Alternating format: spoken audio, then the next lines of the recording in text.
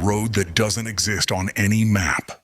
It was around 1 a.m. when my car decided to die on West Elm Road, a place that, according to my GPS, didn't even exist. The map froze on searching for signal, and the engine coughed twice before giving up completely. There were no houses, no signs, nothing but endless fog curling across the asphalt. Even my headlights looked weak against it, like the dark was swallowing the light itself. I stepped out, holding my phone, but of course, there was no service. The silence was so thick I could hear my own heartbeat. Then came a faint humming sound. Low, electric, like a transformer buzzing somewhere far off. It seemed to come from the fog itself. I called out, "Hello? Anyone out there?" My voice vanished into the air. A moment later, I saw someone, a tall figure standing maybe 30 feet ahead, right in the middle of the road. He didn't move. I squinted through the mist and shouted again, "Hey, you okay?" No reply. I blinked, and he was gone. The hum grew louder, vibrating in my chest. My phone suddenly lit up in my hand. Even though I hadn't touched it, a message appeared on the screen. "Turn back." The sender was my own number. My stomach dropped.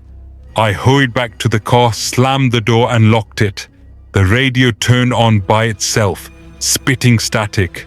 Then, under the noise, a voice started talking. Faint, mechanical. "West Elm was closed in 1987. Get out! Get out!" I froze. The static warped into laughter.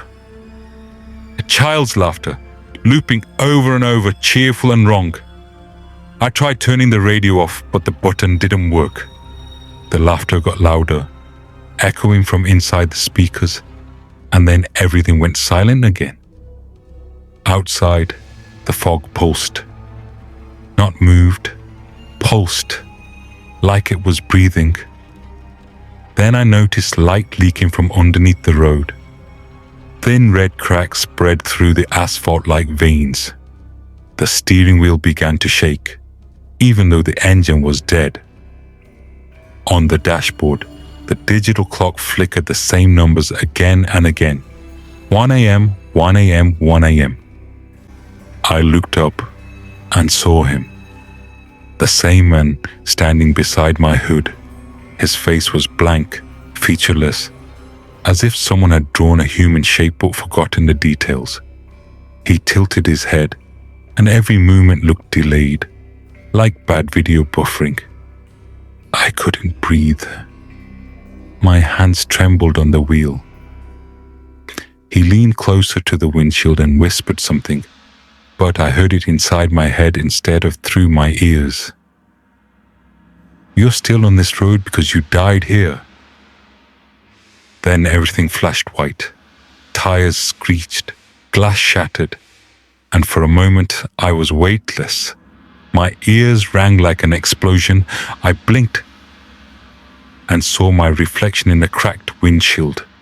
Blood down my forehead. Airbag deflated. My car crumpled against a guardrail. I wasn't stranded. I was remembering. The hum I kept hearing was the last sound from the power lines as my car hit the pole.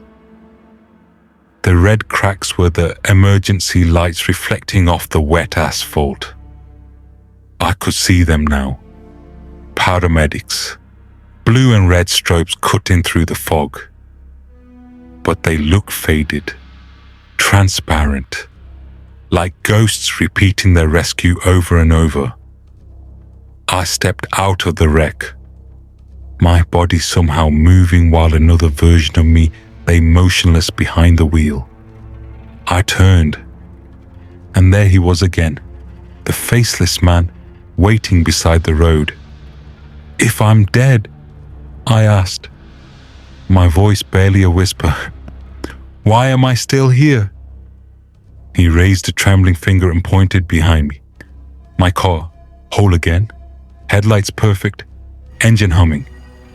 Inside sat me, alive, terrified, dialing 911. Because you never accepted it, he said. His voice came from everywhere at once.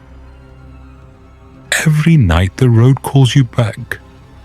I felt the ground shift beneath me, the fog closing in until everything was just white noise and breath. I tried to scream, but no sound came out. Then everything blinked, black. A car engine started, a radio crackled to life. It's 1:03 a.m. Welcome to West Elm Road. Same hum, same fog, same me. The loop begins again.